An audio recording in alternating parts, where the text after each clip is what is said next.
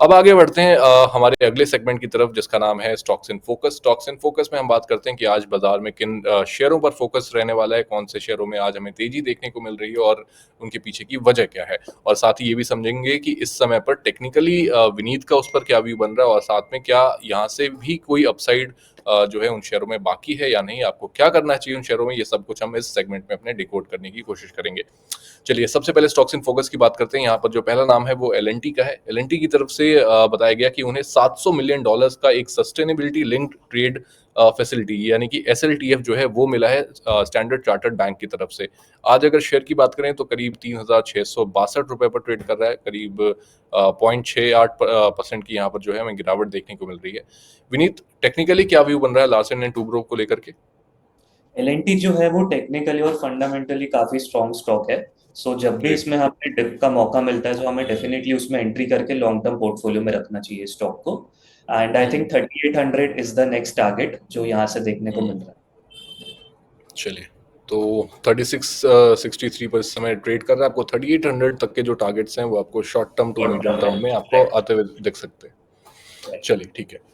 अ, आगे बढ़ते हैं और यहाँ पर दूसरा जो नाम है वो IRFC का है। IRFC की तरफ से बताया गया कि कंपनी को दो बड़े लोन एग्रीमेंट जो है वो करीब 16,490 करोड़ के आसपास के हैं, इनकी मंजूरी मिल गई है और ये जो लोन है इसका इस्तेमाल होगा थर्मल पावर प्रोजेक्ट्स बनाने के लिए हरियाणा और महाराष्ट्र के अंदर। IRFC PSU एक ऐसा काउंटर जिसमें हमने बहुत ही बेहतरीन रैली देखने को मिली हमें पिछले अगर हम साल 2 साल की बात करें। इसके बाद से थोड़ा सा कंसोलिडेशन ही देखने को मिल रहा है IRFC के स्टॉक के अंदर।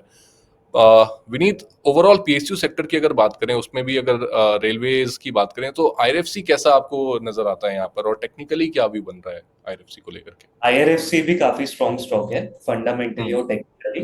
एंड इतने लंबे रैली के बाद में जनरली एक कुछ महीनों का फेज डेफिनेटली आता ही है मार्केट में जहाँ पे वो हम्म। कंसोलिडेट करते हैं। So I think this is another stock which we can definitely add in the portfolio. So ये भी बाय ऑन डिप्स की कैटेगरी में ही रखना चाहिए हमें। बिल्कुल।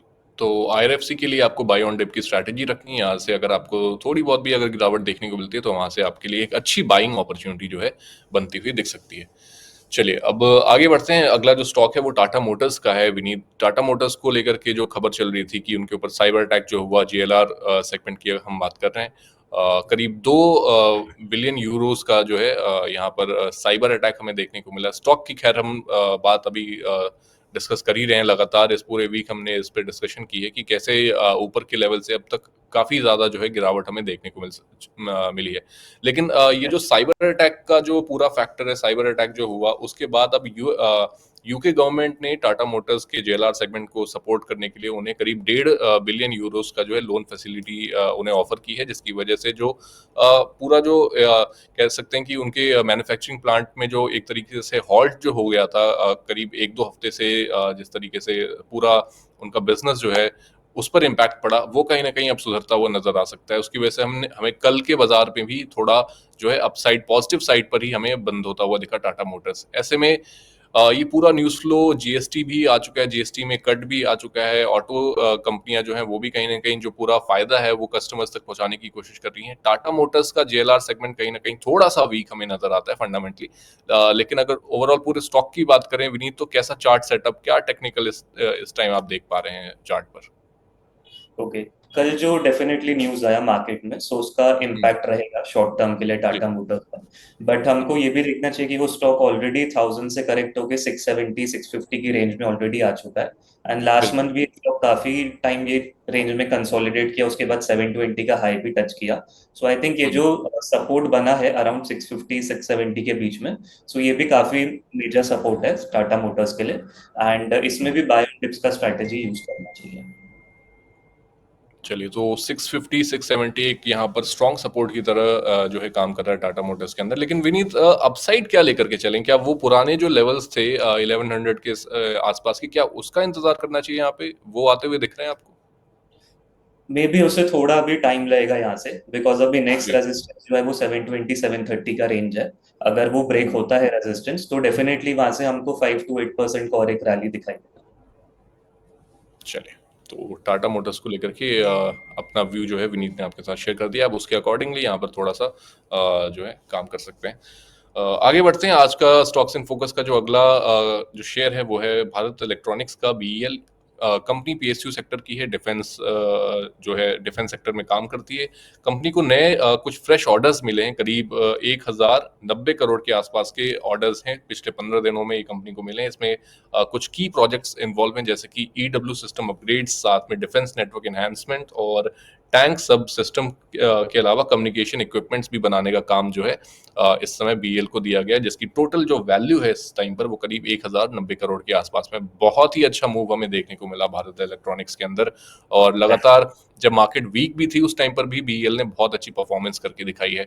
ऐसे में विनीत, इस टाइम पर भारत इलेक्ट्रॉनिक्स को क्या प्रॉफिट बुक करना चाहिए जिन्होंने लोअर लेवल से बाइंग करी है, या फिर अभी भी बने रह सकते हैं? अच्छी कंपनी है, फंडामेंटली बहुत अच्छी है, टेक्निकली समझना चाहेंगे कि कितना नजरिया बन रहा है आपका, और जो लोग शॉर्ट टर्म ट्रेड्स लेना चाहते हैं भारत इलेक्ट्रॉनिक्स में, क्या वो यहाँ पर बाइंग कर सकते हैं? Right.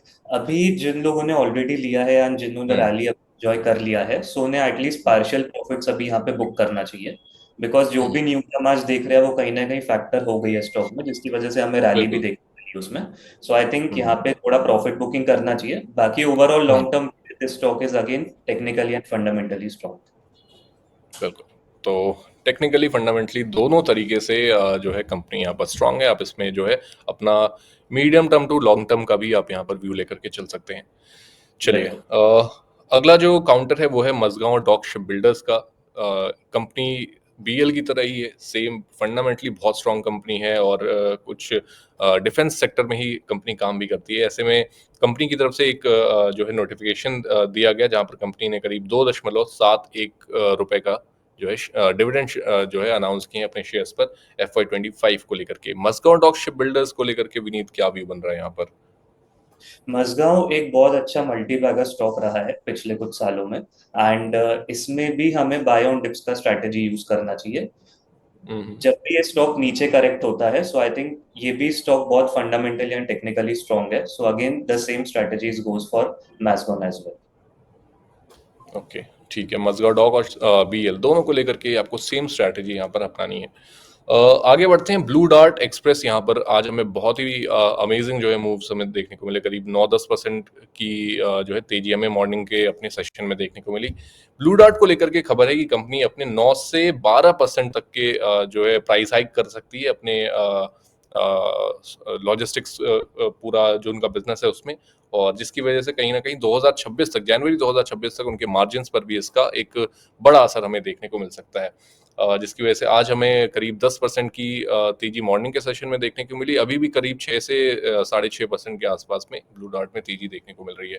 Blue dart right. Express में क्या करना चाहिए विनीत? इस टाइम एग्जिट करना चाहिए, होल्ड करें, या नई बाइंग भी कर सकते ब्लू डार्ट को डेफिनेटली होल्ड करना चाहिए, और आई थिंक यहाँ हैं? पे फ्रेश बाय का भी अपॉर्चुनिटी बनता है। बिकॉज जो भी हम्म। कंपनी ने प्राइसेस हाइक किए हैं उसका भी लॉन्ग टर्म इम्पैक्ट अभी हमें आगे देखने को मिलेगा। सो ये stock definitely fresh bye on dips भी करना चाहिए, एंड फ्रेश बाय अगर कोई यहाँ पे करना चाहे तो वो भी बहुत पॉजिटिव रहेगा। बिल्कुल। विनीत, इसी सेक्टर की एक और कंपनी है ऑल कार्गो गति। यहाँ पर भी लॉजिस्टिक्स स्पेस में इस टाइम काफ़ी जो है हलचल देखने को मिल रही है। रिटेलर्स की बात करें या फिर इंस्टीट्यूशंस की, दोनों का इंटरेस्ट जो है वो लॉजिस्टिक्स में इस टाइम बढ़ा हुआ है। ऐसे में ब्लू डार्ट के कंपैरिजन में अगर हम ऑल कार्गो को रखते हैं, 32 रुपए का ही स्टॉक है आज, 1-1.5% का यहाँ पर भी मूव देखने को मिल रहा है। कहीं ना कहीं उसकी शेडो में अगर हम बात करें, ब्लू डार्ट के शेडो में चलता हुआ दिख रहा है आज। ऑल कार्गो लॉजिस्टिक्स कैसा लग रहा है आपको? ऑल कार्गो भी बहुत ही पॉजिटिव स्टॉक है, एंड जो लोग हम्म। 5-6 thousand का स्टॉक जिनको थोड़ा सा माइंड में वो साइकोलॉजिकल बैरियर रहता है, so definitely they can also think कि थोड़ा ये स्टॉक भी हम उसको पोर्टफोलियो में ऐड कर सकते हैं।